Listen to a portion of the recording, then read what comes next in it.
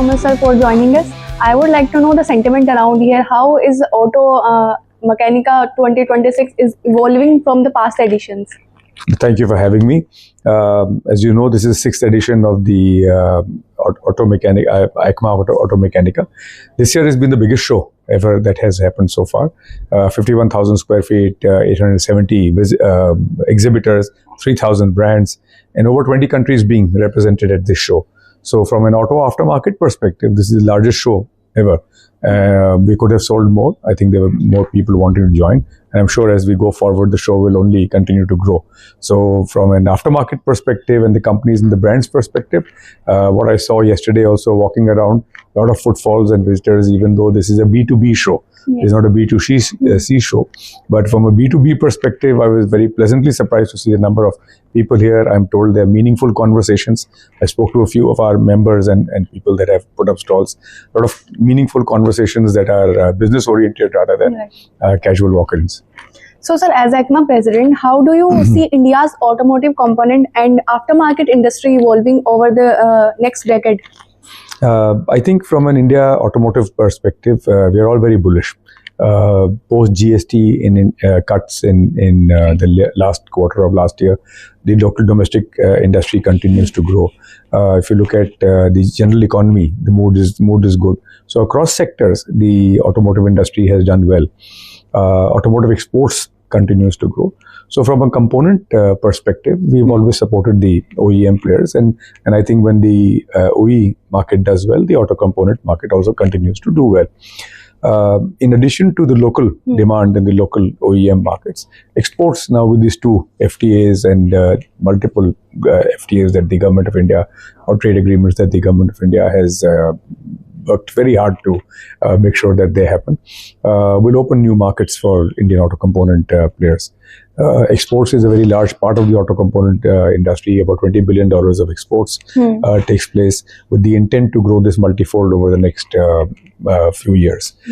So we're all very bullish, and we're all very looking forward to the great opportunity that lies in front of us, especially with India and global markets. Right. So, sir, what role does ACMA Automechanika Delhi playing in strengthening India's position in the global auto components value chain? So the ACMA Automechanika is basically an aftermarket show. It basically caters to players that serve the aftermarket. Even though that is the focus of the whole exhibition, yes. A number of OEs do come in to see and look for new suppliers. A number of global players, as you see, there are 20 pavilions here from global players, but there are a number of global visitors that come in, because like I said, if global value chains are opening up for supplies from India, and India is playing a significant part in that chain, number of global players are coming here to seek either building businesses with existing suppliers or look for new suppliers. So the show is not really limited to only the domestic aftermarket. I think it's a great place for manufacturers, whether they be SMEs, MSMEs, or the large players, for them to be able to show their capabilities, and for global partners to come in under one roof, see what India and Indian manufacturers have to offer. So for us, what started off a number of years back as a pure local, domestic aftermarket show is now becoming an international aftermarket show, and also global players wanting to source from new partners. Right, sir. So, sir, how is ACMA as an organization helping its members transitioning towards higher quality, compliance, and global standards? So, very good point. ACMA very actively plays a role with the member companies. We have a number of pillars of excellence that we operate.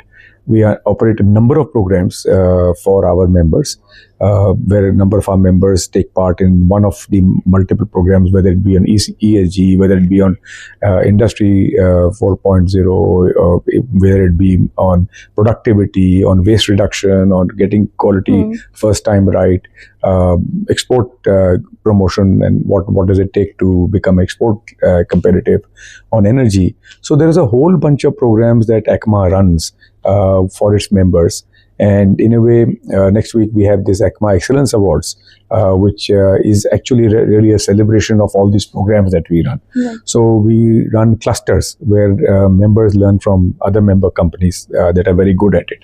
And we have a great internal team that does a lot of work with each of these companies across these pillars to make sure that they become globally competitive. And I think this upcoming Excellence Awards is just an outcome of not only celebrating winners, but people who participated, what they learned from it, and how they continue to keep getting better. Right, sir. So, sir, auto component industry has shown a strong growth in last year, FY26. So, what are the key contributors behind this momentum? Like I said earlier, both the domestic OE industry has grown well, and so the auto component industry that services the OE has done well. The aftermarket continues to grow.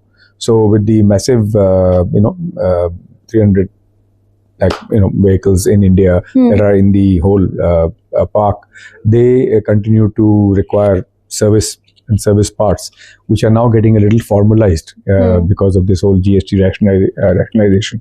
So that industry or that segment which ACMA Automechanika serves is also been on a growth trend. Exports continues to grow. So actually look at all three different markets that the auto industry services: the OEM market, the aftermarket, and the export business continues to stay strong at this point of time. Okay, sir. So in coming years, what trends are you seeing in Indian aftermarket?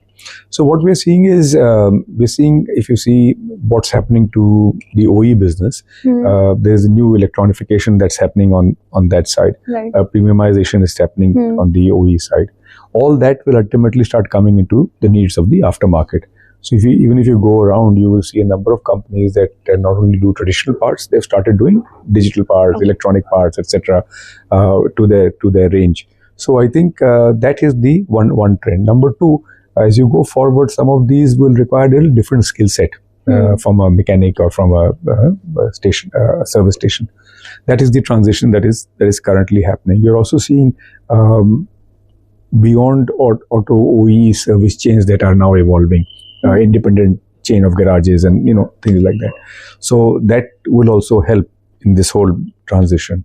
And lastly, early days, but some digital platforms have started, digital distribution platforms have started now seeing some traction going forward. So these are some of the changes that will happen over the next 8-10 years. Okay. So, sir, lastly, what message would you like to share with the global buyers and investors who are looking at India as a sourcing and innovation hub? Please come to India. This is a great time. India has a great potential to offer world-class quality, world-class delivery, and the ability to meet your needs for the long run. Long-term partnerships is what Indian suppliers look for. They have design capability, they have manufacturing capability, and they have the delivery capability. So there's no need to look further. Please do come and take a look at what we can offer. Thank you so much, sir. Thank you. Thank you.